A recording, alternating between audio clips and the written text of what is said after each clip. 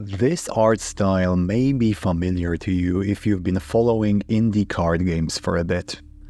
It comes from the hit 2021 card game Inscryption that made the circles among enthusiasts of the genre due to its solid roguelike card game elements as well as seamless implementation of this weird, borderline horror, sometimes quite meta, escape room segments in this art style. But that's the part that's been talked about at length already when the game was popular, and not the one I want to focus on for this video. We're going to be talking about Act 2 of Inscryption, which even graphically is a big change.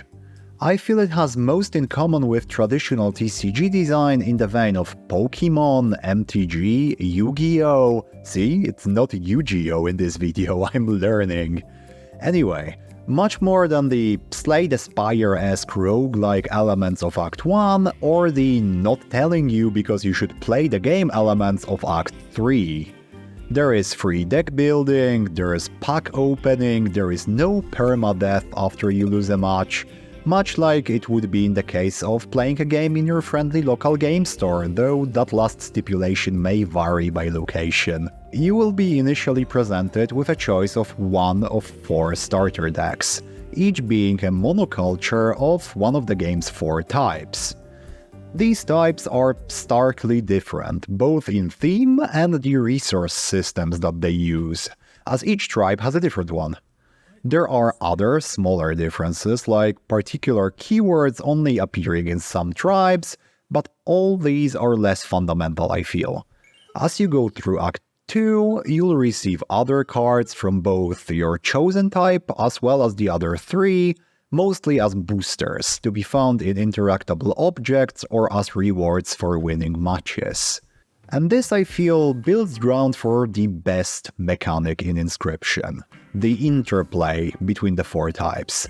But in order to have an understanding of that, we will need to characterize them real quick. The first one is Beasts, the most familiar to you probably as it builds on the card designs established in Act 1. It features a Yu-Gi-Oh! Adjacent sacrifice system where the amount of blood droplets on a card indicates how many active creatures you will need to sacrifice in order to summon that card. Those do not carry over, so sacrificing a card that costs 2 blood will only net you 1 blood, same as it would if you sacrificed any other card. The intended and initial sacrifice fodder for the deck are squirrels, which suck in combat to be fair, but are free to cast, and generally work kind of like basic lands in MTG. You will not get much done offensively using them, but they are serviceable in terms of allowing you to cast bigger things. Based on its resource mechanic alone, mono beasts are able to have very explosive turns. If you draw 3 squirrels and a 3 blood payoff on turn 1, you can be out of the starting blocks with a good bit of momentum. If your beater gets killed, however, you'll need to reload on both fodder and payoff, resulting in a couple of dead turns probably. If you manage to survive those couple of dead turns, you can have another explosive turn immediately afterwards.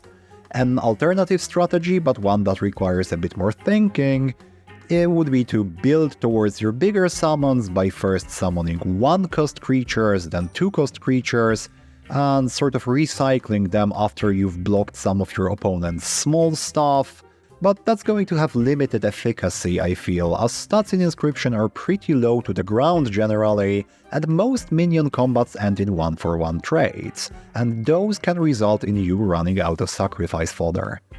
So beasts have a clear strength, big beaters that you can feasibly cast early in the game or immediately after drawing them, provided you have the right sacrifice numbers, but they also have a clear weakness. Their resource mechanic puts them at card disadvantage, exacerbated by their lack of card draw.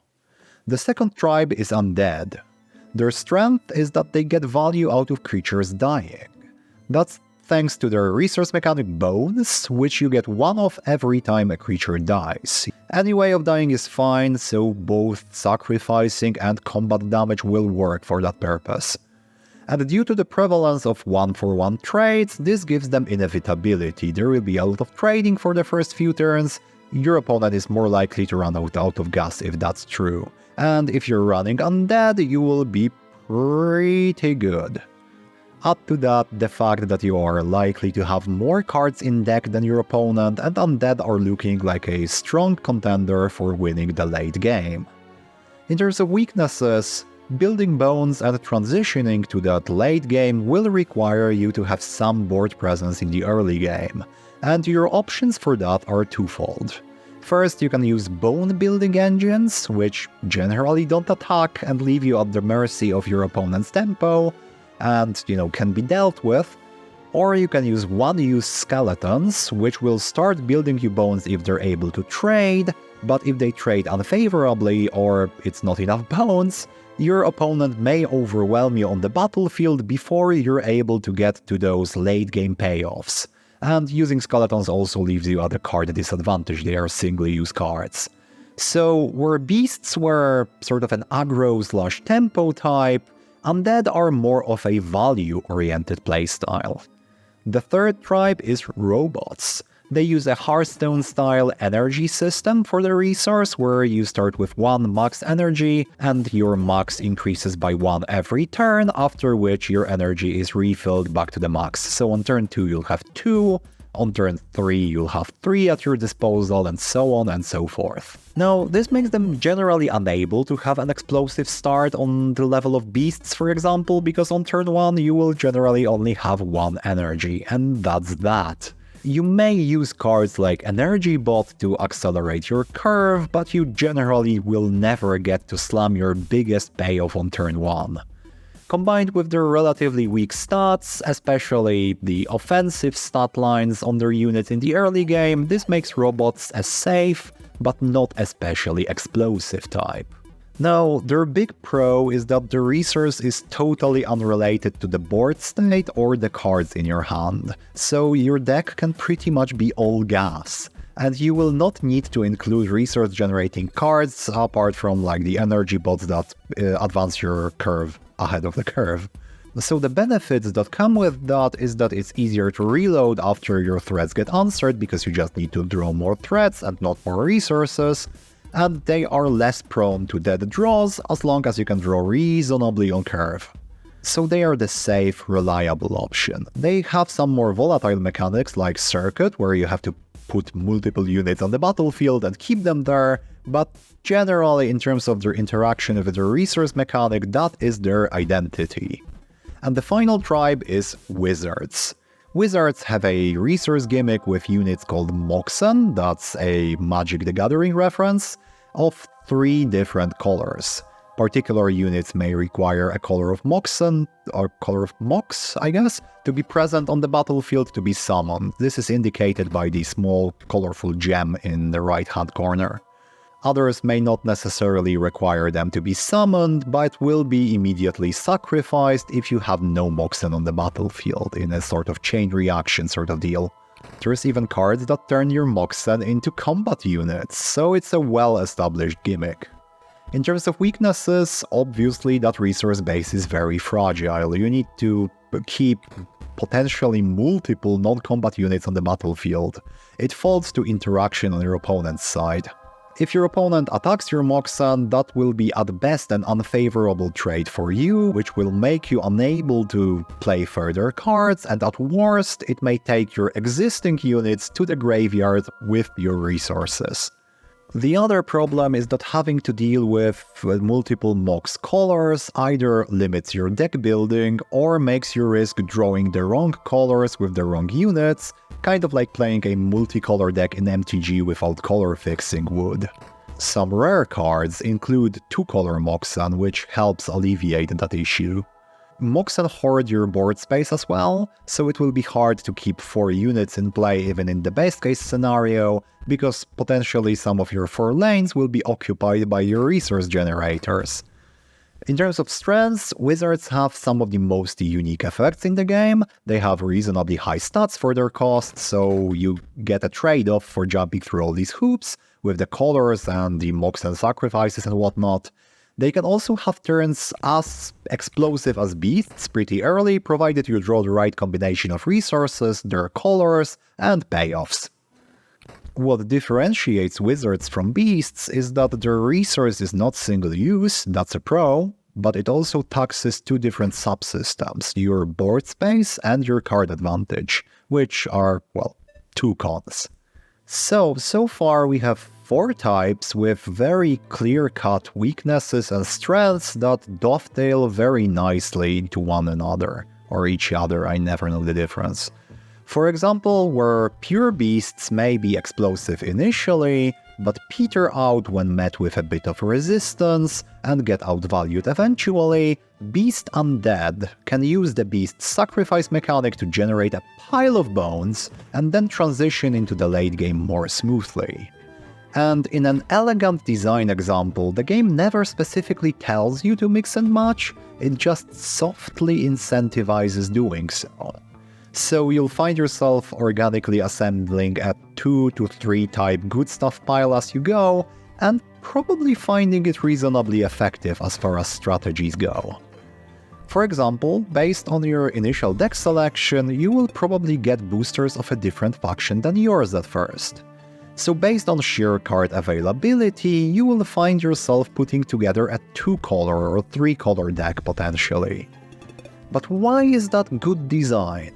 Well, first of all, it makes all boosters instantly valuable. It increases the variety of cards that you will use, because in each booster, and there will be 4 types, one for each of the quote-unquote gyms you'll have to fight, you will find something that's potentially useful for your playstyle, even if it's from a different type. An added bit of elegance is that this is rarely made super obvious that this is the right decision. Some cards will have typal payoffs for going deep into a single type. So good stuff never seems like the only option, just one of them. And in an added bit of making it not obvious, the 4 types are presented thematically as completely separate entities. Your opponents will each play monotype decks, the design of cards and the keywords that appear on them are different for each type. Each is represented by a single boss and their group of followers within the story, and they are very different on the personality scale. The game never discusses that idea of going multicolor. This is something that's up to you, the player. And making it not obvious makes that decision yours. And the fact that the main difference, the most fundamental difference between those types is the resource mechanic is super impactful as well, because the resource mechanics on its own in Inscryption are quite punishing. The game doesn't rubber band, it doesn't shy away from stomping you completely, giving you dead turns or absolute non-games. You are likely to lose the first 1 or 2 matches going into Act 2, and that's okay. So being able to cheat quote-unquote on resources by using 2 or 3 different types feels very impactful. To fix that burning problem of not having enough resources and just getting out-tempoed, outvalued by the opposition through your own decisions and actions, that feels impactful as heck. So in summation, my favorite part about Inscryption is that they have 4 types with clear strengths and weaknesses that complement one another very well in 2 or 3 type decks. They make the decision to cheat by assembling a deck that makes use of more than one resource feel both impactful, because it solves a burning issue, and not forced, making that decision your own. The developers also leave open the possibility of foregoing that strategy and going deep into one tribe, which also works reasonably well. If you haven't yet, do give Inscryption a try. Though designed differently from the part that was the focus of this video, the escape room/roguelike portion is also truly revolutionary. You will not be disappointed, as I was not disappointed when I managed to finally beat it this year. Anyway, I've been Simon from Games Deconstructed, this was the Inscryption video, thank you so much for watching, and if you want to support the channel, feel free to leave me a sub or a nice comment. Thanks a lot for joining me, and I hope to see you in the next one.